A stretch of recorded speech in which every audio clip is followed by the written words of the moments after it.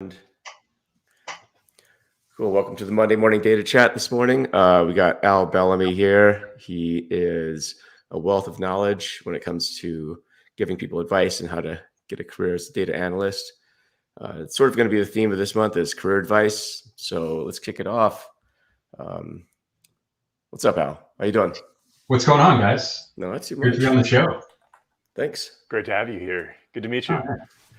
Yeah. So I think you guys have met on the Harpreet's office hours. Oh, yeah. I think we probably have. Yeah. So yeah, that's right. So.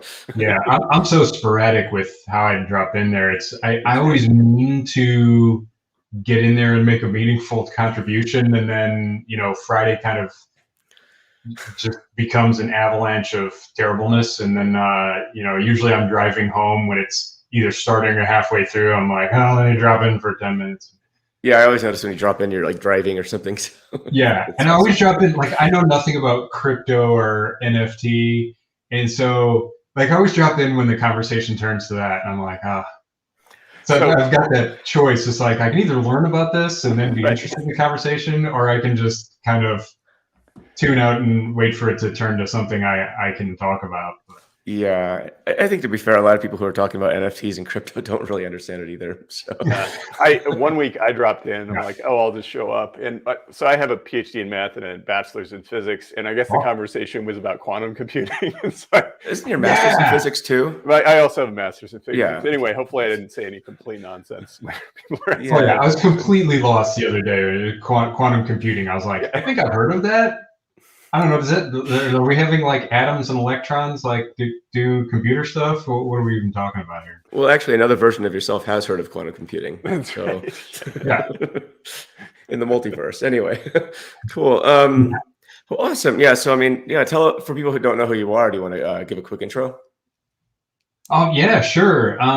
So I'm Al Bellamy. I had a big post early on about how I was. I was reclaiming my name, Albert. So I sort of ran and hid from that when I was a kid. And there's all sorts of nasty nicknames associated with that. But it's a family name, and I do love it. So I usually say, hey, if we're doing business, I'm Albert. For friends, I'm Al. So Al just gets a little confusing because people look at it and they think it's AI and they think I'm doing some clever branding trick. It is not. Al is short for Albert. So I was a Marine for almost 24 years. First part of it, I was enlisted, and then I was an officer for about 15 years. And so that was an incredible experience. I did a whole mess of different things during that 2+ decades, logistics, a lot of different kinds of analytics. I was an artillery officer, which is kind of the thinking man's form of combat. Not to crap on my infantry friends, but a bit more on the analytical side in fire support and slinging rounds from long distance. So that was fascinating. It towards the end, it got quite apparent that it was probably time for me to move on. I was more and more considerations for my family than for the career.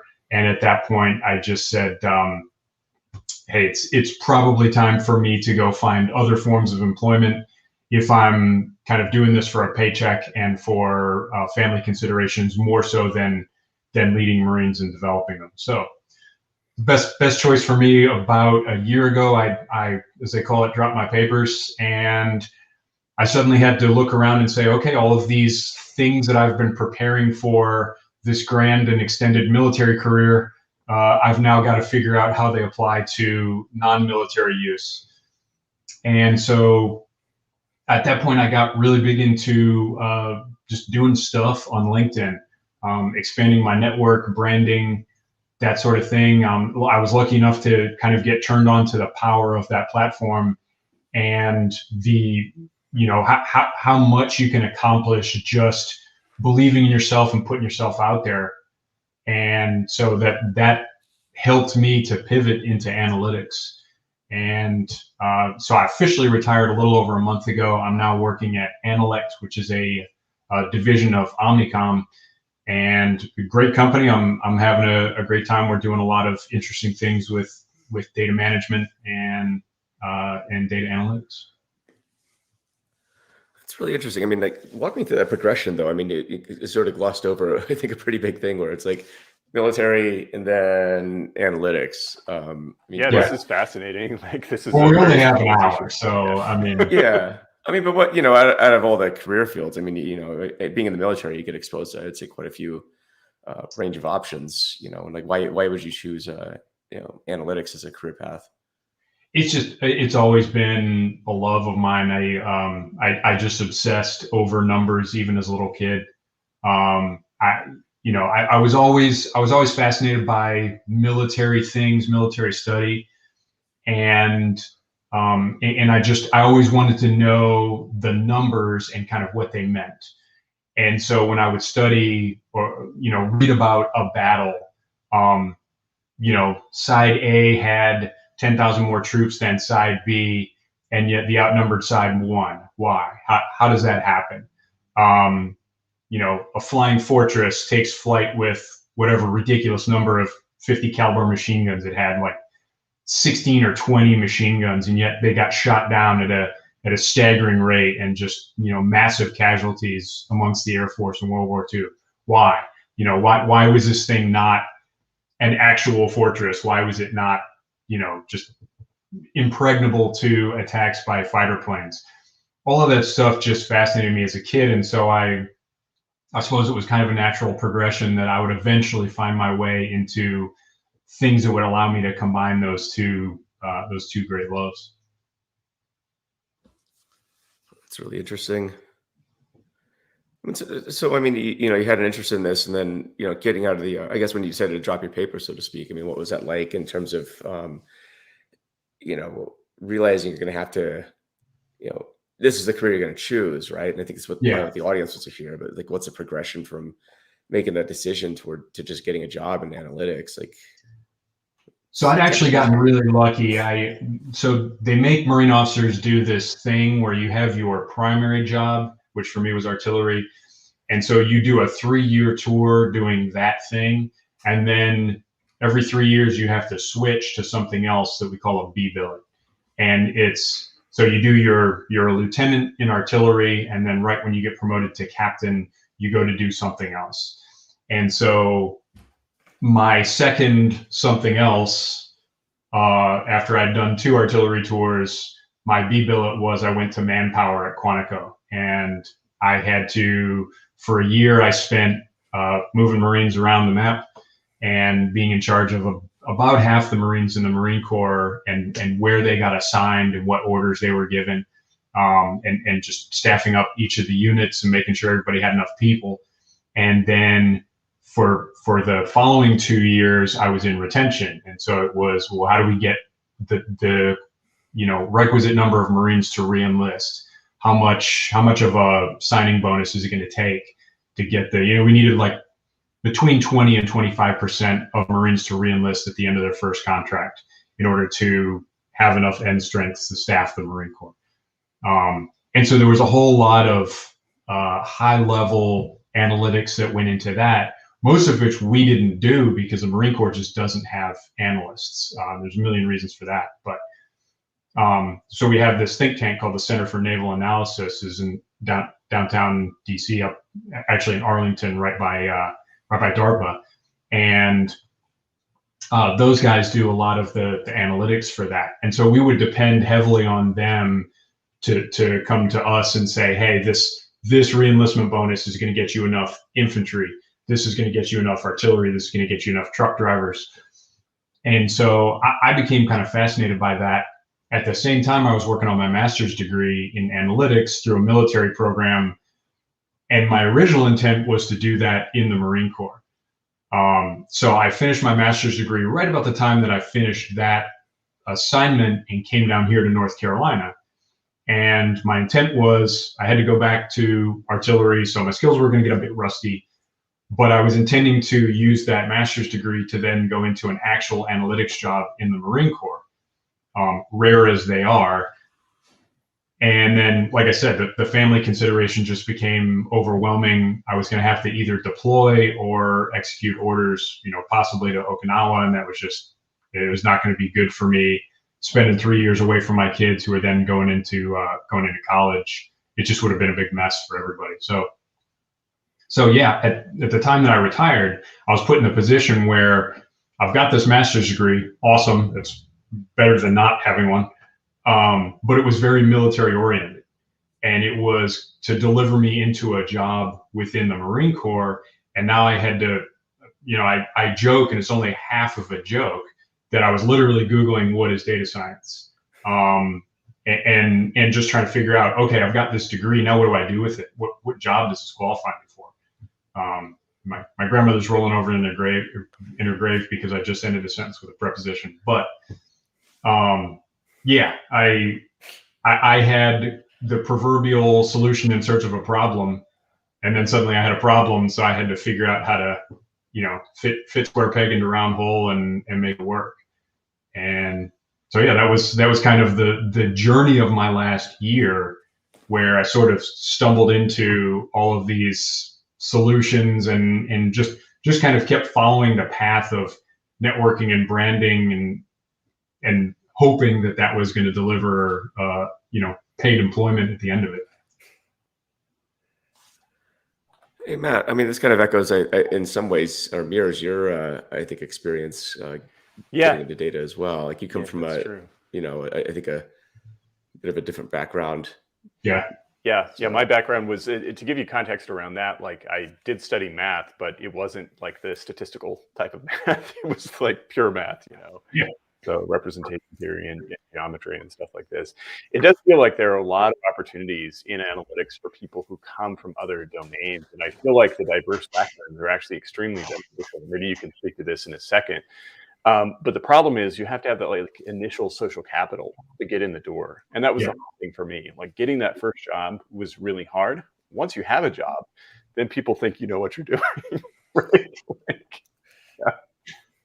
Did you guys see Alex Freeberg? I always mispronounce his name. Did you guys see his video this morning? He did a song about being a data analyst and like the truth about his job. Yeah, you got to watch it. It's only like 3-4 minutes long. It's literally just him.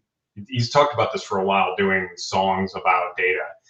And so this was his first one. It basically was just like, yeah, I really have no idea what I'm doing. I Google everything. I go on Stack Overflow 10 times a day. That's it. That's how I solve all my problems.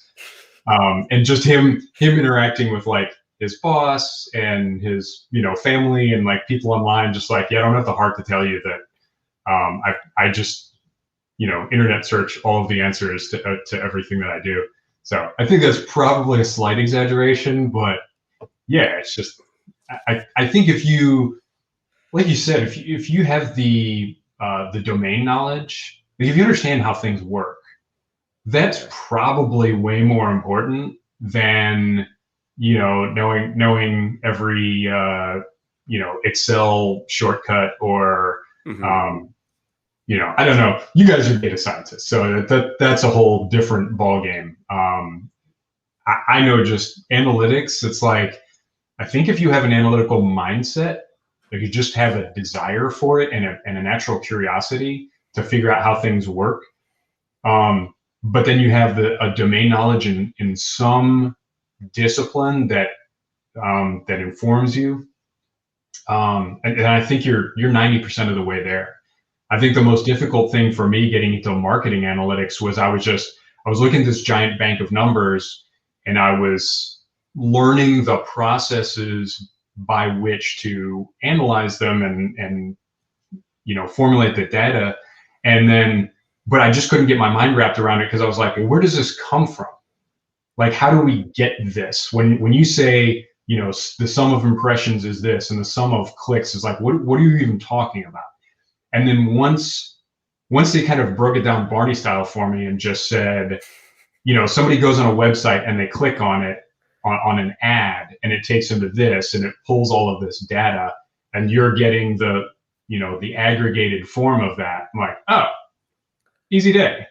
And so even just that level of understanding was the stumbling block between me being clueless and bashing my head against the desk and me going, oh, yeah, I can work with this, and making sense of it. Do you feel like your master's degree prepared you for that? One thing I'll say about data professions is that part of what you have to do is just develop an intuition for data. And by that, I mean, someone hands you 10 million rows of data. How do you pull insights out of that, right? From my experience, that's one of the big transitions between software developer and being a real data person. Software development, there tends to be that you're kind of thinking, okay, if A and B, then C. You get into data, and now you have to think about statistics. You have to think about data quality. You have to think about the provenance of the data, like you were saying, Al. Yeah. So for you, where did that like data intuition come from? Once you have that, then you can build on that to start doing the profession, I feel like. Yeah, I don't know that the master's degree helped a lot with that. I think, I look back at my experience in the Marine Corps, and I had to kind of reframe a lot of things as like, well, what does this mean from an analytical perspective? Is there anything there that I look back at as relevant? And I was actually surprised when I look back at, well, I was originally in logistics for 9 years on the enlisted side. And I look back at that and I said, okay, well, we were doing data entry. We were pulling reports, these, aggregated data from our maintenance systems. I was going and presenting these reports in some relatable fashion to people that didn't have the same training that I did. I was a logistician. I was in an artillery unit. So I had to take these reports and explain them to artillerymen that, didn't understand all of the codes on the page and all of that crap. Sometimes I had to take the reports that I had and translate them into PowerPoint slide or an Excel spreadsheet or something that was in a simpler form where I could just show them a row of percentages and say, here's how many of your 7-ton trucks are ready to go. Here's how many of your Humvees are ready to go. And so looking back on that, it's like, well, I didn't know it at the time, but that was coding. We were entering and receiving coded reports, and we were translating code to people that didn't understand it. Well, that's kind of at the heart of the data profession. You know what's in the black box, and you got to explain it to people that don't. And so when I started translating all of that stuff into, from an analytical lens, that's when I started realizing it's like I've gotten a bite of the apple from 3, 4, 5 different directions now, and that's what once I started getting different looks at the military problem at the Marine Corps from different directions, that's just kind of how you tackle any problem. When I went, interned at Google for 3 months, and the most interesting part was just go talk to people from different departments and see what their perspective is on the business problem that we're facing. 3 months was a ridiculously short amount of time to try and do that, especially at a company of that size. But yeah, that's what I'm trying to do now at Analyst when I can squeeze in time, is just meet people from different departments. Like, hey, how do you do your job, and how do you view the problem, especially like as it relates to my department? What can we do better for you? That sort of thing. That's really interesting. I think logistics is an interesting field too. I think it really lends itself well to analytics. Oh, yeah. You're doing analytics without even knowing it, but the thing is, you get a direct feedback very quickly about whether or not you're right, because if things are off route or not showing up on time. Oh yeah, I guess God help you. Real world impact. Yeah, especially I suppose in the battlefield. So. Well, your experience kind of overlaps, Joe, right? I mean, technically your experience is in supply chain, but supply chain is basically just logistics, right? Yeah, for manufacturing. Mm-hmm. Yeah. I mean, and it's ingrained in me at this point. Like Matt always comments, or somebody's comments about how religious to the schedules I am, and it's just a habit at this point. Like, yep. Oh yeah. You think in terms of lead times, you think in terms of things need to get here by this point. If this is this dependency gets screwed up, and everything else down the chain. So it's just, you can't help yourself after a while. It just becomes a part of you. So yeah, in the Marine Corps we used to call it getting gunny timed. So you would, the commanding officer says, hey, we're gonna step off on this exercise at 7 o'clock in the morning. And so the lieutenant says, hey, everybody be here at 6:45 for formation. And then the first sergeant says, make it 6:30. And then the gunnery sergeant says, well, we better be here at 6 because that Jones will, be hungover and show up late. And then, platoon sergeant, before you know it, your corporal is telling you got to be there at 4:30 in the morning, to make sure we're all ready for 7 o'clock. So yeah, gunny time.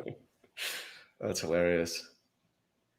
I'm kind of switching gears a bit when we're talking about, advice for people, how, giving them advice on how to get a job as a data analyst. I'm assuming we're talking about probably first-time people, right? This is going to be your first job as a data analyst. I know you've been pushing out a lot of content. I mean, you want to quickly describe kind of what you've been working on and the advice you have for, people seeking out their first job? Yeah, sure. So it's the challenge we got going on now. I called it LinkedIn hard mode. And the joke is it's like a video game, and you can do it the easy way or you can do it the hard way. Once you kind of accept the challenge, you can't go back from hard mode. You're not going to go back and play it on easy. And so the thing that I noticed was I do a talk on networking and personal branding, and it's focused on LinkedIn because that's where I'm at success, and so that's what I believe in. And I have this initialism PNCPB, and the P is filling out your profile, N is networking, targeted networking with people that that can help you out, either peers or kind of immediate seniors within your industry, and the C is content. From there, it goes on to portfolio and brand, kind of bringing it all together strategically. But the thing that I wanted to focus on is, if you look at LinkedIn profile, it's kind of paint by numbers. You go in there and they tell you, the all-star profile, there's like 8 elements. So you go in and you just kind of check all the boxes, fill it in. You can make it perfect later, but at first you're putting a profile picture on there. You're filling in your about section. And they just sort of walk you by the hand through that. In addition, there's just endless reams of content out there about how to make your LinkedIn profile amazing. There's LinkedIn learning classes. You can find a million YouTube videos on it. It's everywhere. Networking is kind of an amorphous problem. There's a whole lot of nuance to it. It's very industry dependent. It's very kind of your personal situation dependent, your comfort level dependent. So there's not really a good way to define how you should network. I can tell you how I did it. But that one didn't really lend itself to a bite-sized challenge. I really love the content challenge because, number one, I don't see people out there creating content. I mean, that is the hurdle that it seems like at least people on LinkedIn can't get past. They'll set up their profile, fine. They'll get out there and network with some of the right people, whatever, or they don't, but that's kind of done in secret. So nobody can really sit there and evaluate that. Like, hey, you're not getting job offers because your network sucks. Right. But the one thing that is very visible, and it's very clear when you're not doing it, is creating content. It's also very easily defined, and it's very easy to define kind of the rules by which it works or doesn't work on LinkedIn. There's kind of the basic fundamentals of the LinkedIn algorithm are fairly easy to explain and codify in bite-sized form, and then put it out there for people and say, hey, if you do this for 30 days, you're going to see gains. And it's not guaranteed, but it's pretty darn close. And so I originally started out with a 30-day content challenge that was essentially a joke, just off of a webinar that I was going to off of LinkedIn, and we were kind of goofing around. Some of us had done it a couple of times, and the host said, hey, if you post every day for 30 days, I'll send you a free t-shirt. And we'll do just about anything for a token piece of swag. So and it was a nice t-shirt anyway. So and I just took to the challenge. It worked really well for me. And so at the time, he just said, hey, 30 days, one piece of content per day. And he put no qualifiers on it. When looking at the other things the guy had taught us, it was that, hey, shares don't work.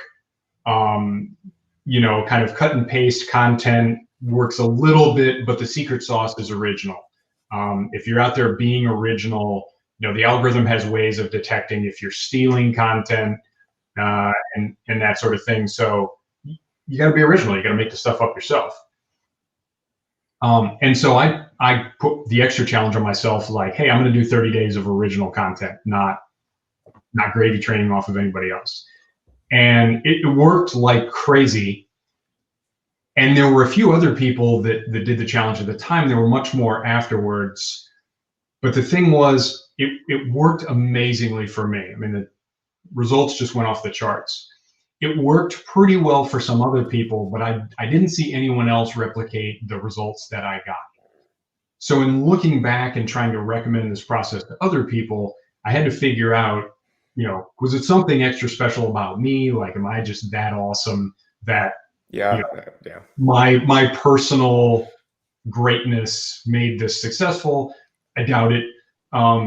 But I think what it was a combination of kind of all of the things that I outlined in that challenge.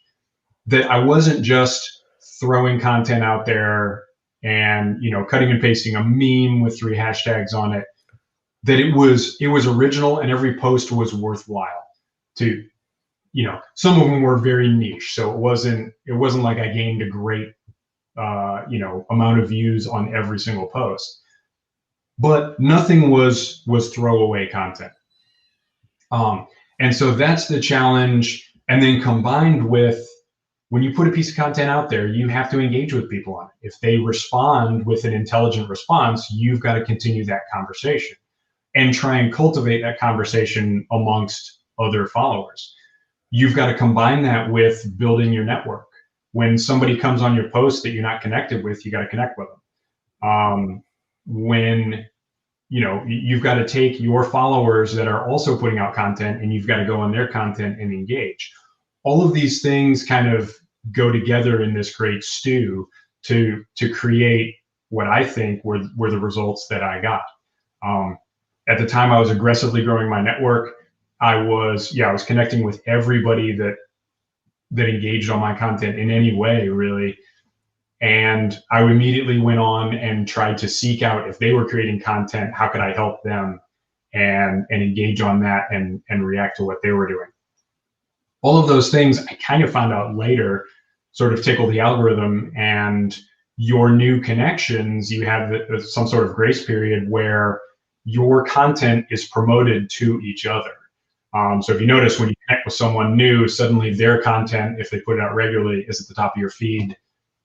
I don't know how long it lasts if you don't engage with them, but that's promoted. If you start engaging on their content, you start seeing their stuff come to the top of your feed fairly consistently. And so that's what I think was, all of these variables work together to create that great result. And so I tried to boil that down for people. And the challenge, I call it the 10 commitments. And basically it's just like how not to offend the algorithm. So, number 1 is 1 post a day, every day for 30 calendar days. And then the second one is don't ever share anything. And so those are the 2 biggest ones that people screw up, is like, be consistent and be original. And then it sort of trickles down from there to, lesser and lesser known things about the algorithm. But, the best way to torpedo your content is to post 5 times in one day and then don't post again for a week. You're screwed. Sharing content, you're screwed. And people just don't realize those 2 super fundamental principles.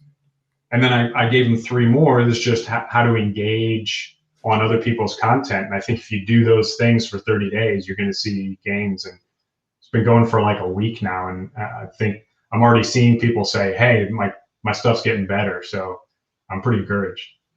That's awesome. Actually, Phil has a question here. Phil Fry. Nice.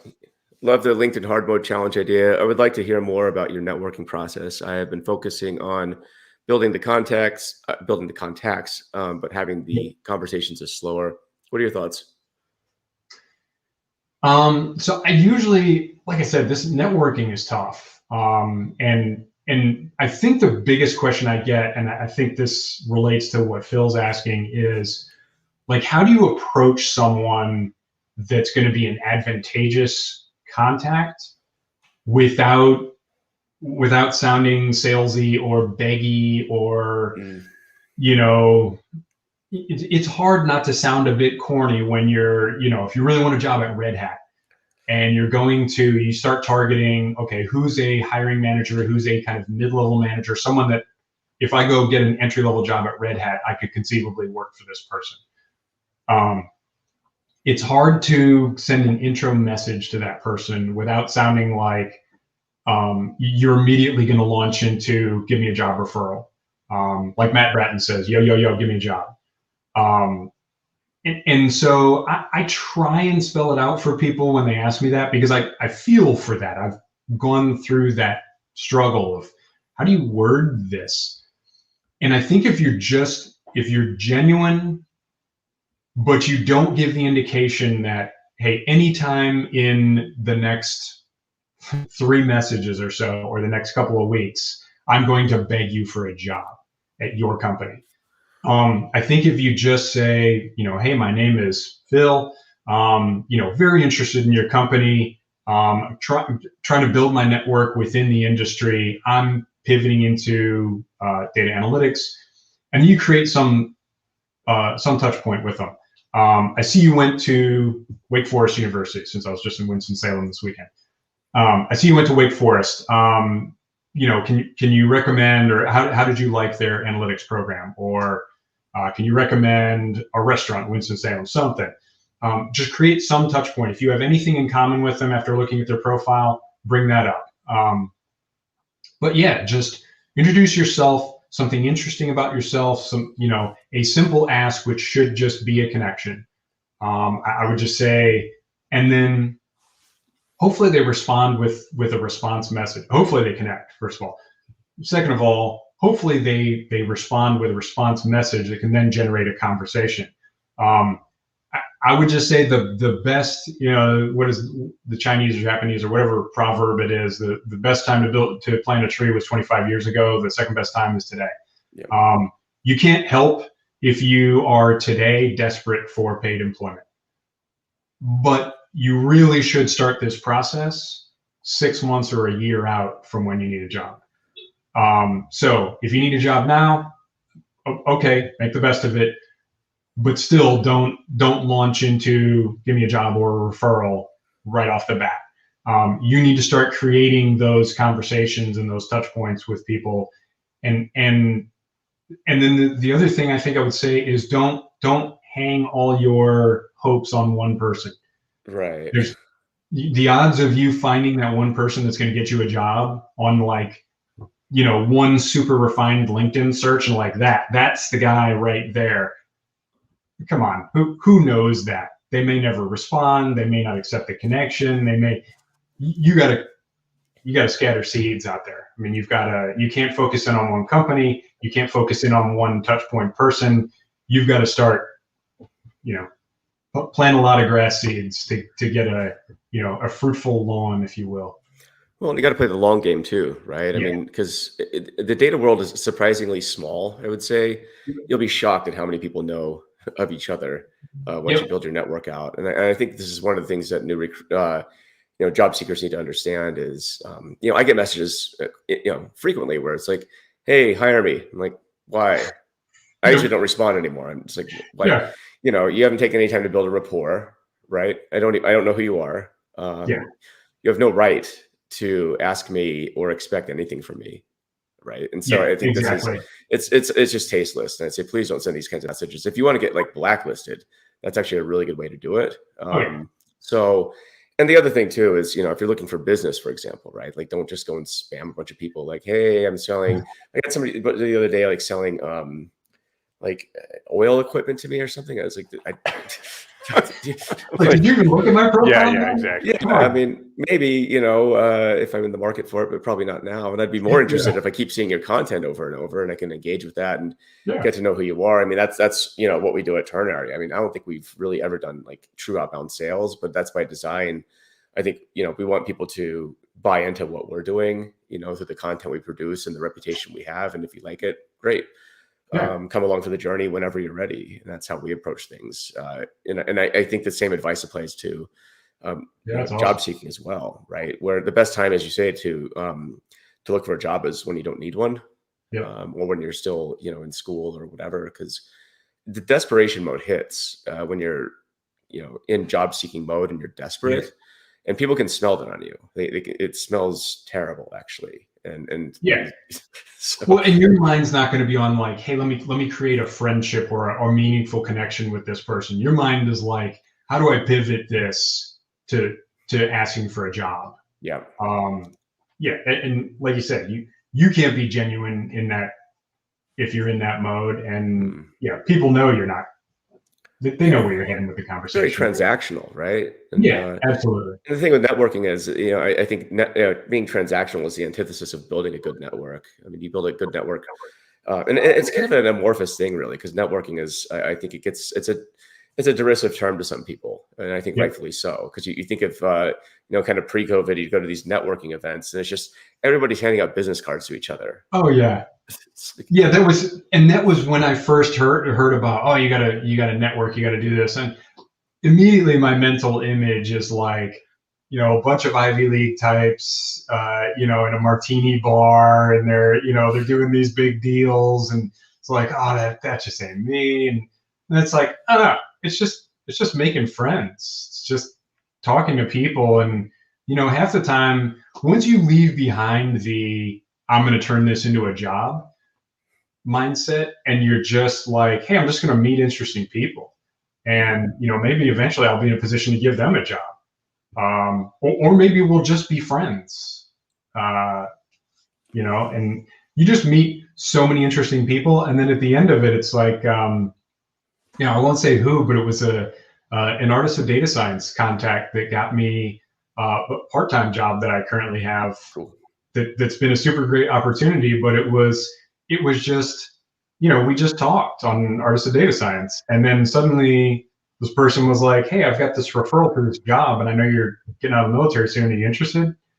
And it just came out of nothing. I never connected with that person thinking, oh, this is going to lead to paid employment eventually. I was just like tickled. It's like, holy crap, all these awesome data scientists want me to come in and like be there and then actually talk. I was like, this is great. The data world is kind of funny, right? Because I don't know if you're seeing this, Al, but everyone is complaining. Everyone we talk to is complaining about a shortage of talent. I can't find analysts. I can't find data engineers. I can't find machine learning engineers. And yet it's very like clannish and clubby, and they kind of keep people out. You're out until you're in. And I think connecting with people and actually having conversations so they can see that you know what you're talking about and that you're learning and that you're willing to learn makes all the difference, especially as you're getting your first job, but even, career growth in general. Those are the key things. It comes down to those really fundamental human processes of connecting with other human beings.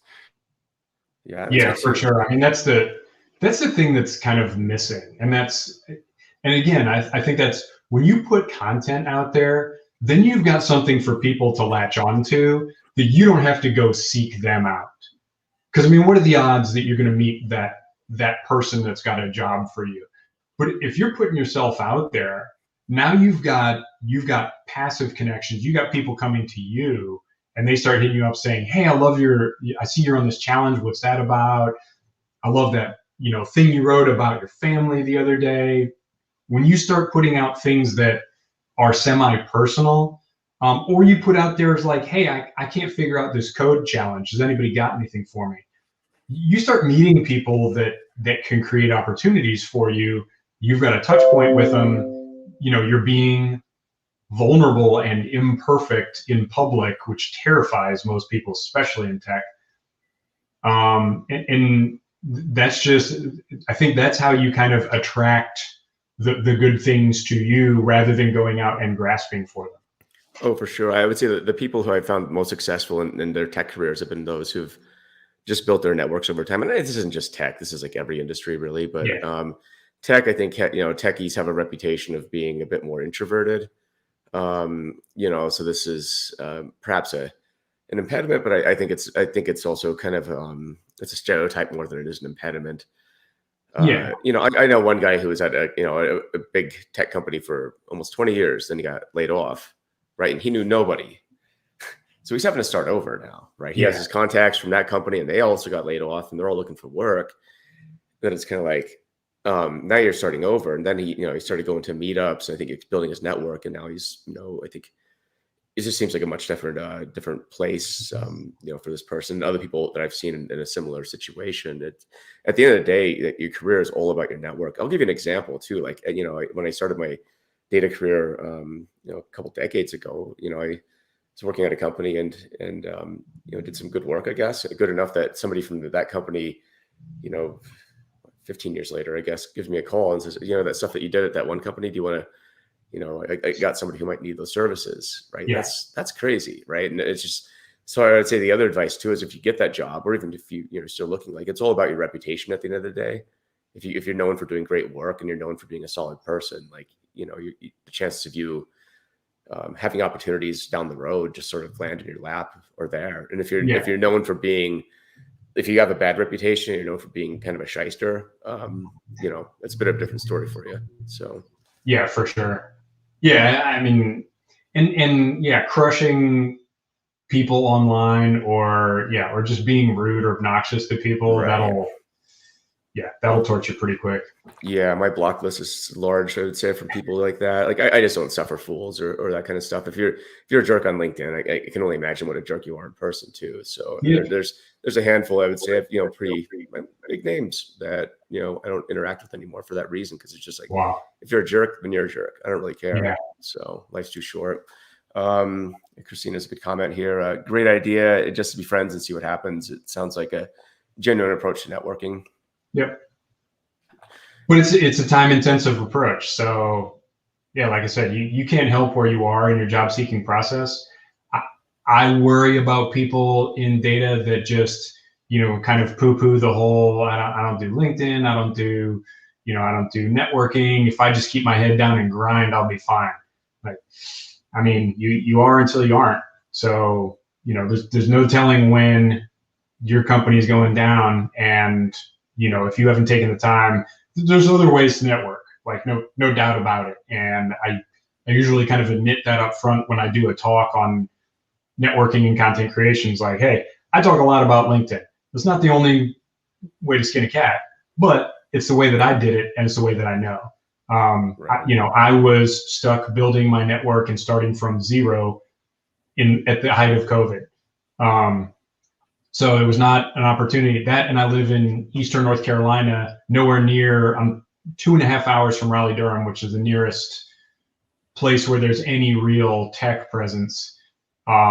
So there was no opportunity for me to go. We don't even have really meetups around here. None of that stuff. None of that was even happening at the time. So, I was kind of in a situation where online networking and engagement was my only option. And so, like I said, it worked great for me, and that's how I advise people to proceed. If you can put on your tweed jacket and take your business cards and your degree from Yale to a martini club and do it the old-fashioned way, awesome, more power to you. Well, you also alluded to the fact that analytics is significantly about communication, and in fact, depending on who the stakeholder is, it might be like 10% analytics and 90% communication. Like, run some simple SQL queries and then explain, like you were saying, take the logistics, translate that to the artillery officers. And so showing that you can do that online, whether it's writing blog posts, tweets, being on LinkedIn, creating videos, makes a huge difference. It really does. I have just started in the video realm. I was, speaking of challenging yourself, I was terrified of it for quite some time. Not a particularly good-looking fellow. I didn't want to take the time to sit there like editing video and that sort of stuff. So really, I kind of shortcut the thing. All I do is record it. I usually do like maybe 2 takes. I think the one I did this morning, I did 1, and I was like, yeah, I didn't feel too good about that. So I cranked it again. It was like 3-minute video. Like, that'll work. And then I went straight to put the subtitles on it and post it. So, I was not big on putting myself on video early on. I think my first my first year doing stuff on LinkedIn, I probably did 2 videos. But yeah, recently it's been a lot more, just because I want to, I kind of want to walk the walk. So, I'm challenging other people. Daily original content creation is not, is not a big deal for me anymore. I've been doing it, I did the original 30 days, and at the end of it, I was like, well, I'm kind of hooked on this, and 30 is good, then 60 is better.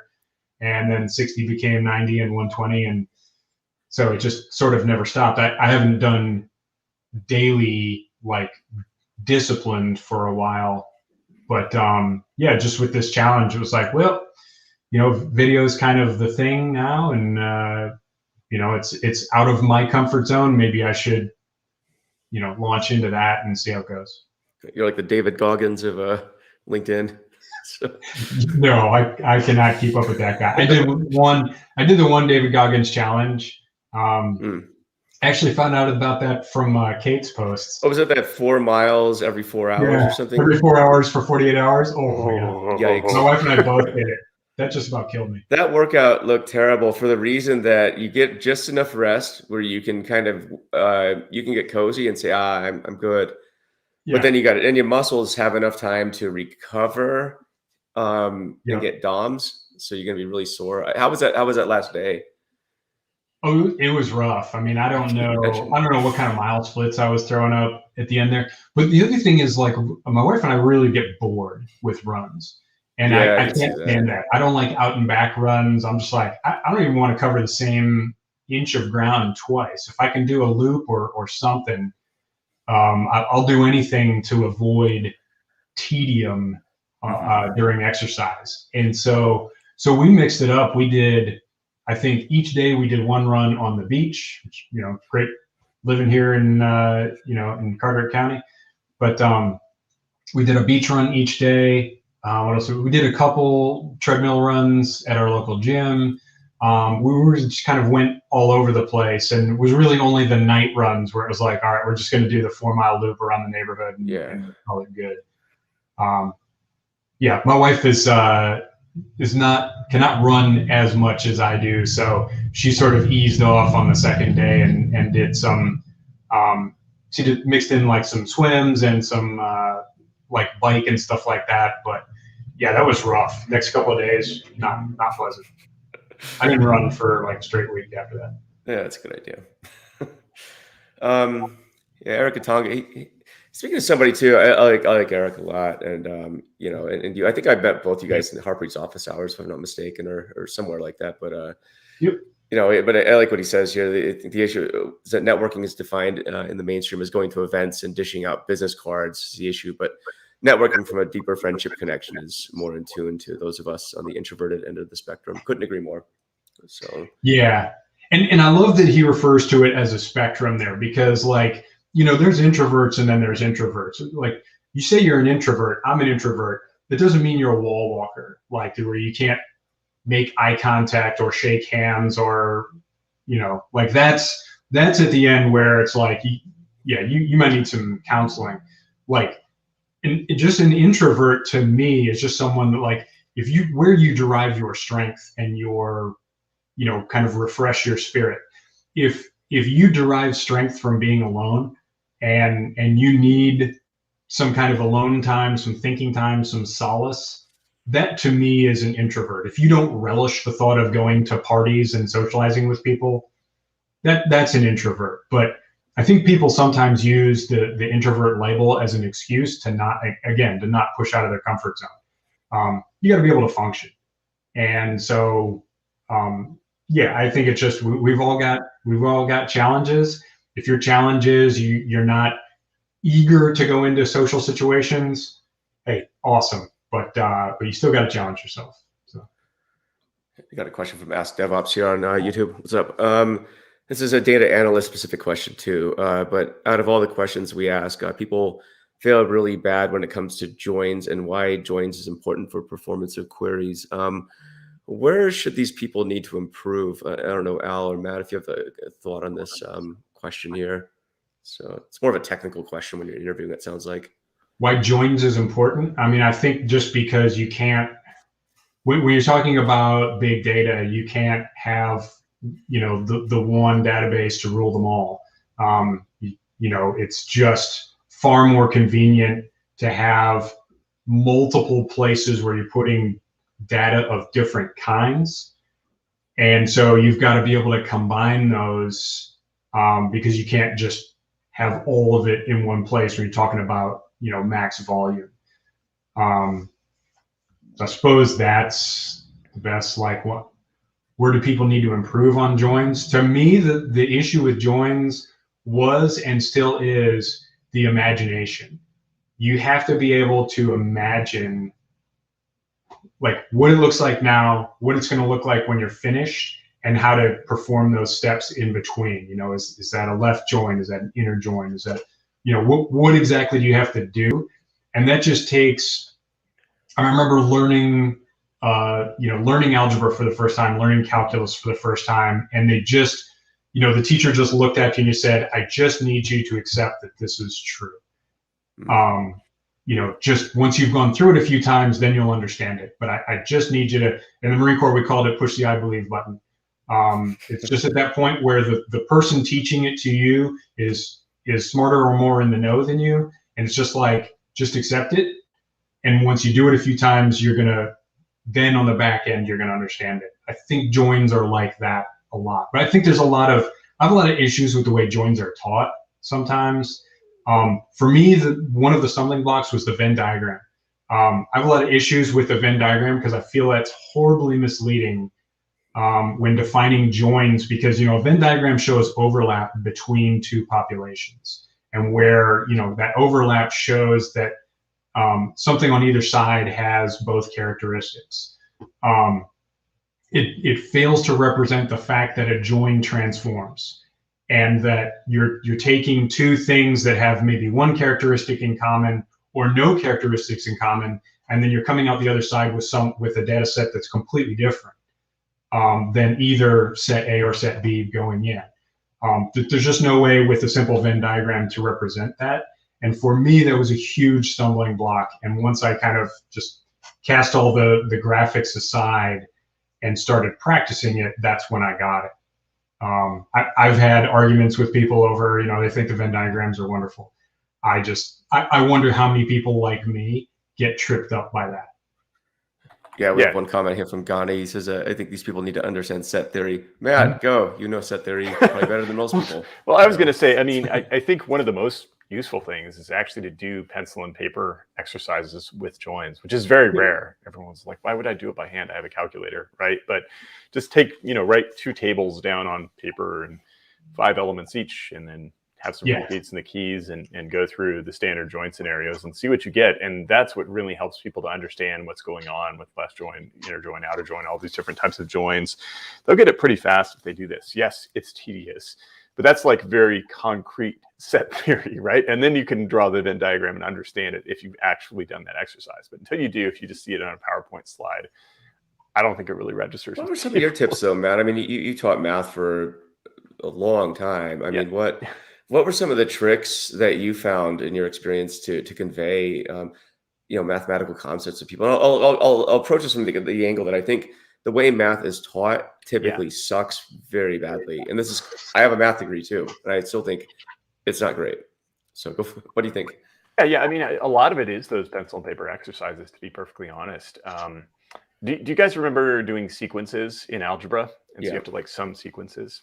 I kind of hate the way we teach that in math, and it's sort of peripherally related to the way we teach joins, because what we do is we give people a bunch of formulas, and there's a proof of the formula. No one in high school understands that proof, and it turns out that you can teach sequences by showing people these tricks where you're like, okay, I have 5 and I have 7 and I have 9 and I'm going up to whatever number over here, and there are these very nice tricks where you reverse the sequence, and then you're like, okay, I'm going to add these 2 sequences together and then divide by 2 because I have 2 copies.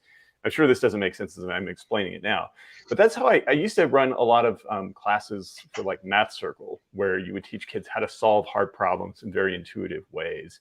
And it's kind of the same thing here, right? Sit down and come up with an intuitive way to do it that explains the formula, because back in the day, that's what someone did to come up with that formula. And so by putting the cart before the horse and saying, here's the formula, this will solve all your problems, people just don't understand anything. And so find the most intuitive way you can to look at what a join does, for example.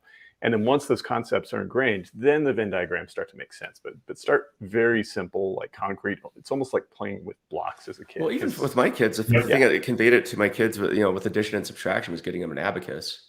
Yeah. Right. Nice. So we tried to explain it to them on paper, and there's like, I don't even know what those numbers are. I have no idea what you're talking about. And I was like, okay, so let's visually go through this. 1, 2.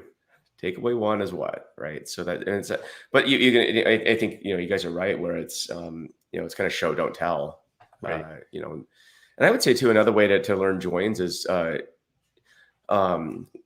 practice a lot in a SQL editor, right? And run the queries and look at the explain plan and understand what it's doing underneath the hood. Yeah. This is a bit more of an advanced technique, but I think jumping to what the computer's doing, or the SQL engine is doing, an optimizer is like, then you also understand like what's going on underneath the hood and like why it made the decision it did. So I think that's a way I would look at it as well. So yeah, for sure. And then make up your own data, just run some insert statements, create some, simple tables and experiment, drop rows, see what happens, just change things up. Yeah, just get very concrete, work with small sets.